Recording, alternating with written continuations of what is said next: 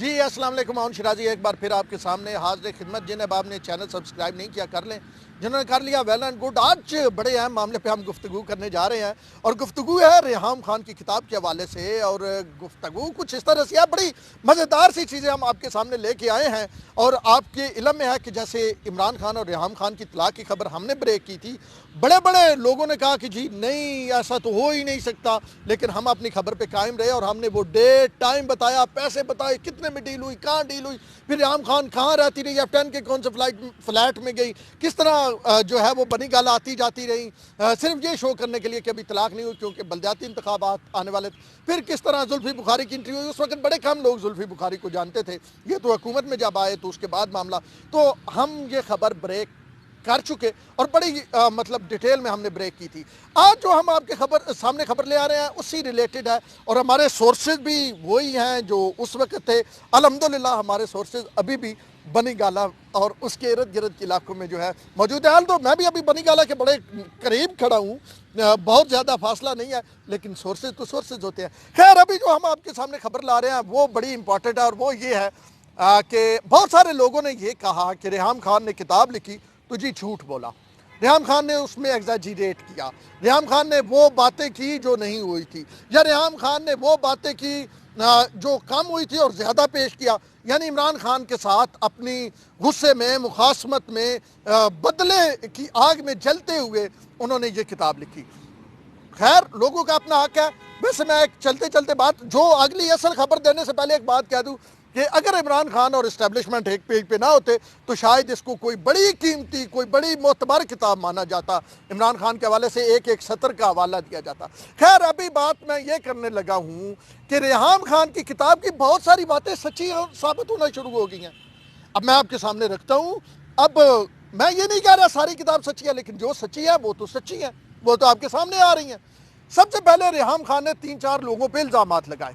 अब वो 3-4 लोग कहाँ पे है आपको मालूम हो जाएगा कि रेहाम खान की इस बात में कितनी सच्चाई है।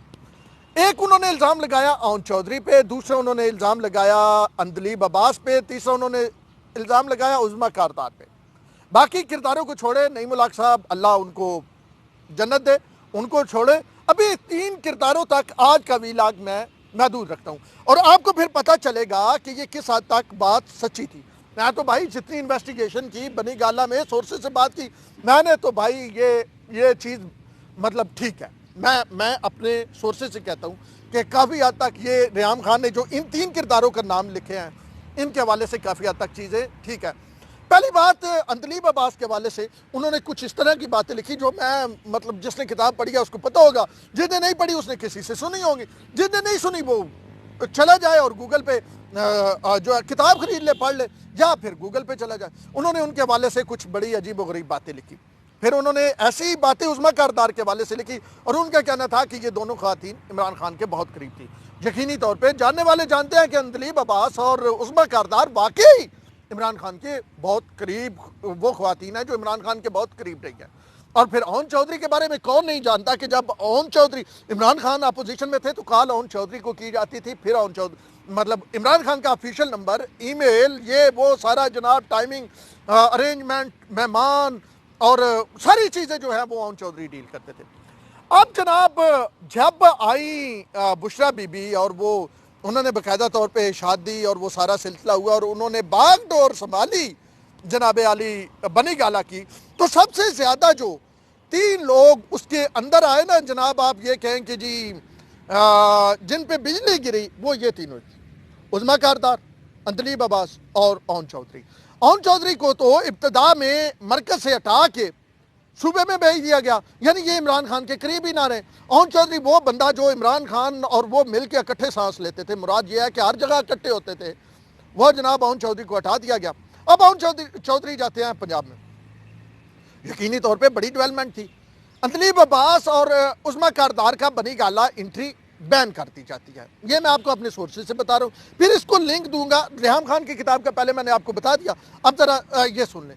आउन चौधरी जब वहाँ जाते हैं फिर उसके बाद इमरान खान और बुशरा बीबी के माबैन थोड़ी सी गर्मा गर्मी होती है, मतलब ये तकरीबन वज़ीर आज़म के बनने के कुछ 8 माह बाद आउन चौधरी फिर वापस आते हैं बनी गाला। जब बनी गाला से बुशरा बीबी लाहौर जाती हैं तो ओन चौधरी वापस बनी गाला आते हैं। अब जनाब आली अंदलीब अब्बास को हमारे ज़राए ये बता रहे हैं कि उनको दूर रख दिया जाता है और बुशरा बीबी वाज़ेह तौर पे कहती हैं कि अंदलीब अब्बास अब जनाब वो यहाँ पे नहीं आएंगी। अंदलीब अब्बास आउट हो जाती हैं और वो बनी गाला उनकी एंट्री जो है वो ये समझे बैन हो जाती है। अब उसके साथ साथ ये होता है अंदलीब अब्बास पार्लिमानी सेक्रेटरी किसकी हैं? फॉरेन ऑफिस की, यानी दफ्तर खारजा वजारत खारजा की। अब जनाब वजारत खारजा की वो पार्लिमानी सेक्रेटरी हैं, लेकिन हमें वजारत खारजा की मीटिंगों में वो नज़र नहीं आती। पहले अपोजिशन में हम देखते थे अंदलीब अब्बास बड़े बड़े खात लिखती थी हुक्मरानों को कि ये गलत तुमने कर दिया, ये गलत कर दिया। तो अब अंदलीब अब्बास जो है वजारत खारजा की मीटिंगों में हमें अंदलीब अब्बास जो पार्लिमानी सेक्रेटरी है उनकी जगह पार्लिमानी सेक्रेटरी कानून जो है मलिका बुखारी नज़र आती है। मलिका बुखारी जो है वो उनको समझा जाता है वो शाह महमूद कुरैशी के ग्रुप से है, उनकी लॉबिंग से है और वो शाह महमूद कुरैशी के बड़े नज़दीक समझी जाती है। अब इसीलिए हाल तो वो ला में हैं लेकिन वो फॉरेन ऑफिस में बड़ी अहम मीटिंग्स में शिरकत करती है।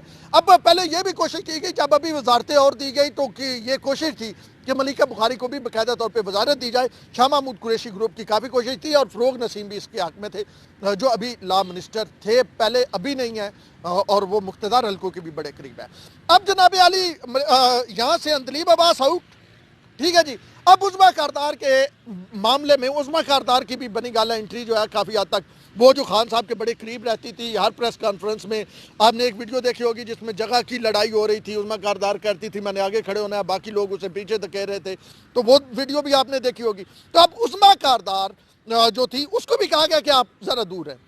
अब उस्मा कारदार के हवाले से हमारे ज़राए ये बता रहे हैं जो वीडियो लीक हुई वो वीडियो बाकायदा तौर पे लीक करवाई गई और उसके बाद उस्मा कारदार को जैसे चट मंगनी पट ब्याह वाला सूरत हाल होती है, बड़ी जल्दी उनको जनाब डिसिप्लिनरी एक्शन लेके पार्टी से फारग कर दिया गया। अब मुझे आप सिर्फ ये बताएं क्या तहरीक इंसाफ में कभी इस तरह हुआ है कितनी जल्दी डिसिप्लिनरी एक्शन लिया जाए और किसी बंदे को फारग किया जाए?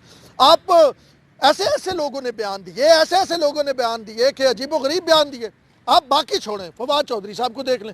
फवाद चौधरी जिन्होंने ये कह दिया कि पार्टी डिलीवर नहीं कर सकेगी, फवाद चौधरी जिन्होंने ये कह दिया कि शाह महमूद और जहांगीर तरीन की लड़ाई ने पार्टी को तबाह किया, जिन्होंने असद उमर पर इल्ज़ामात लगाए, फवाद चौधरी जिन्होंने ये कह दिया कि लोग खुद को जनाब यहाँ और बात करते हैं वहाँ और बात करते हैं, ऐसी बातें कर दी उनके खिलाफ, उनसे वजारत तक वापस नहीं ली गई जनाब आली। लेकिन उस्मा कारदार जो एक MP ये हैं पंजाब में, उनको कहा गया कि जी पार्टी से आप फारग।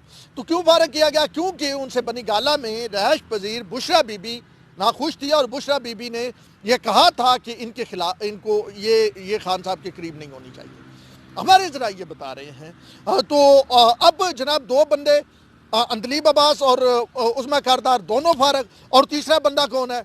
ओन चौधरी मेरा नाम है वैसे। ओन चौधरी भी आप उस तरह देखें तो आउट हो गया है उससे जनाब जो सरफेस से उनकी भी कोई नज़र नहीं आता कि खान साहब कहीं जा रहे हो। तो ओन चौधरी जैसे पहले मतलब ओन चौधरी और खान साहब लाजमा मलजूम थे और जो भी कॉल करता था खान साहब को अटेंड ओन चौधरी करते थे। तो ओन चौधरी और बड़े राजदान हैं और हमने एक वीडियो की थी गालबन 2013-14 में ओन चौधरी के हवाले से कि किस तरह वो निवाज दौर में किसी एक इदारे के उस पर आ गए थे और उन्होंने कैसे वीडियोस कुछ दी और ईमेल, वो एक अलहदा कहानी है, वो एक लंबी कहानी है, हम उसका फॉलो अप भी करेंगे। लेकिन अभी हम रेहम खान की किताब तक महदूद है। अब रेहम खान ने अपनी किताब में इन तीनों लोगों पे जिनसी हवाले से इल्ज़ामात लगाए थे। अब तीनों लोग जो हैं वो बनी गाला और इमरान खान से दूर हो गए हैं। तो इसका ये मतलब है और ये मतलब रेहम खान भी कहती थी कि मुझे ये लोग पसंद नहीं थे, मैं बतौर बीवी जो है मैं नहीं चाहती थी ये लोग इमरान खान के करीब हों। तो अब ये तीनों लोग अगर इमरान खान से दूर हो गए हैं और हमारे ज़रा ये बता रहे हैं कि इनको दूर करने में जो है बनी गाला के अंदर खातून खाना का बड़ा हाथ है और वो कहती हैं कि ये खान साहब के इर्द गिर्द नज़र ना आए। तो इससे ये बात वाज़ेह होती है कि जनाब आली के रेहम खान की किताब ठीक कहती थी।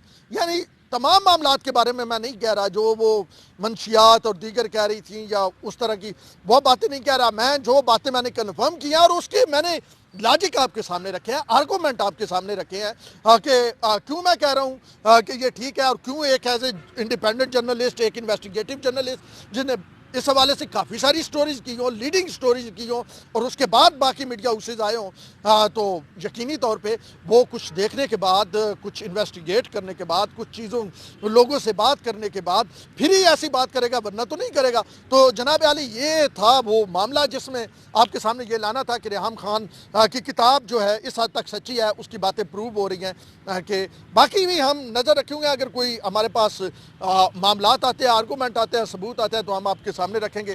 اب تک کے لیے اتنا ہی کہ ریحام خان کی کتاب کے یہ جو 3 کردار تھے، یہ ریحام خان کی باتیں ان کے متعلق ہمیں بظاہر اپنی انویسٹیگیشن کے بعد سچی لگ رہی ہیں۔ اب تک کے لیے اتنا ہی، اپنے اس سید اون شرازی کو دیجیے اجازت، اللہ نے کے بعد۔